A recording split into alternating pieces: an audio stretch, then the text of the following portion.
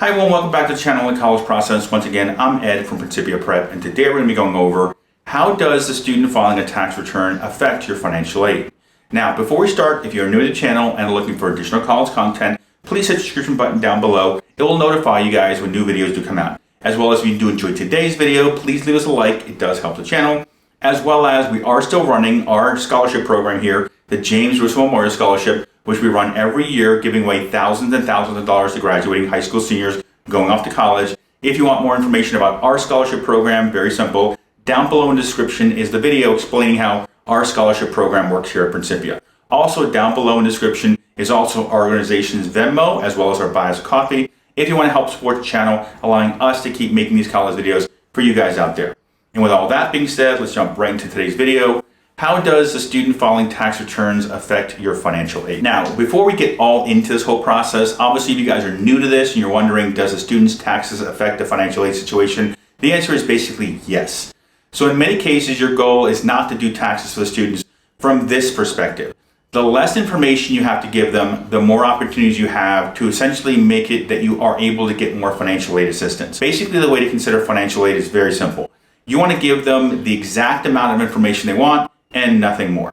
The less, the better is kind of the scenario you want to kind of think about as you're going through this process. So as you're filling out financial aid forms, if questions are optional, I typically say skip the optional questions. When it comes to any financial aid forms, whether you're filling out the FAFSA form, which is required by every single college, from 2-year colleges, trade schools, all the way up to 4-year colleges and everything in between basically, then what will happen is if you have a tax return, that will automatically be pulled into the FAFSA form from this perspective. When you're filling out the FAFSA form, regardless of the college, when you're filling it out, you have essentially 2 different FAFSAs you're doing. You're doing a student FAFSA and a parent FAFSA. And at the first page of both the student FAFSA and the parent FAFSA, there's going to be a consent form. This happens on both the FAFSAs, by the way, when you're filling this thing out.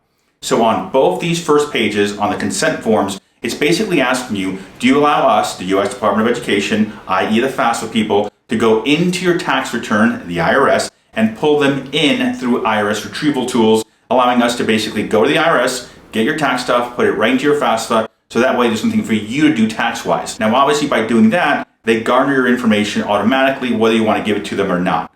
So here, from this perspective, in many cases, you don't want to do a tax return for your student because it gives them more information about you, which may or may not hurt you on the financial aid end, let's call it. Now, when it comes to doing taxes from a single individual point of view, you typically have to make around $15,000 or more for your government, i.e. the IRS, basically to say you need to file taxes. So if your student's around $15,000 and below, you guys are pretty fine. You don't need to do a tax return unless you want to do it for specific reasons, which I'll talk about in a moment. It's more negatively affecting you when it comes to the financial aid process. I'm going to discuss everything here in a moment, kind of all the details for you guys. Now, if you're filling out the CSS Profile form, an additional form addition to the FAFSA that some schools require, the CSS Profile form will actually ask you line by line on the student's tax returns what they have in there. Where the CSS Profile, the College Board form required by some high-end colleges, will basically ask you from your wages to your interest to your dividends, capital gains, retirement funds, everything basically. So they'll be able to basically pick apart your entire tax return if you have to do it as a student. So once again, if you don't have to do the taxes, generally speaking, I usually say don't do tax returns because it doesn't make sense. It's not actually helping you in many cases. It's being used against you for financial aid consideration. Now let's look at it from the point of view of your student has a job or is looking for a job, prospectively speaking. Is generally speaking, when you want your student to get a job, unless it's something specifically in their field, which is going to help them later on either networking and get a job or build a resume for that specific major or field, then I'm looking at jobs like babysitting, waiting tables, delivering pizza, caddying, mentoring, tutoring, let's say coaching, whatever on the side kind of thing. Anything that involves, let's call it cash. Now let's say your student is already working now or getting close to the end of the year, or your student is being offered a job that pays a high level as far as let's call it an hourly pay. My goal is to make sure that student stays under that $15,000 mark so they don't have to file taxes. So we're getting closer to the end of the year, and let's say they're around $11,000 or $12,000, then I'm probably telling them, hey, ease up on the hours for the next month or 2 or 3 months or 4 months, however long you have to the end of the year. That way we don't have to do a tax return. Now, if you're wondering, that's the tax number, by the way, the $15,000 and up. On the financial aid end, in the world of college, let's call it, if your student makes less than $10,000 or below, none of the money counts. So $15,000 plus, IRS cares, $10,000 plus, the college cares. And when it comes to the college, by the way, If your student's making $10,000 or higher, essentially they consider any money they're making at the 10,000 and up number, every single dollar above that at 50 cents on the dollar. So every dollar your student makes above 10,000, assume half of that money the college considers can be used to pay for college. So as in a scenario, let's say your student worked last year and you're filling out all the financial aid forms and your student shows on the taxes that they made $15,000 as a round number. What will happen is the machine will basically pull in the tax information, or on the CSS you'll plug in the tax information, and then they'll say, okay, the first 10 grand basically doesn't count.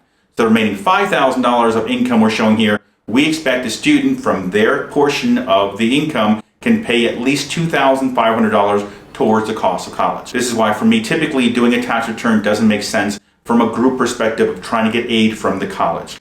Now let's look at it from a different perspective though, that when a tax return might make sense for you guys. Depending on your situation of why you might want to have the student fill out their own tax return, is to deem your student independent of you to see if they can establish in-state residency. There are some colleges, not a lot of them, but there are some, where if your student's showing enough of an income and they're living on their own, so they're showing an address for that specific state and they're showing state taxes for that specific state, it does make it easier to establish in-state residency. So it is something to consider in the whole mix of things.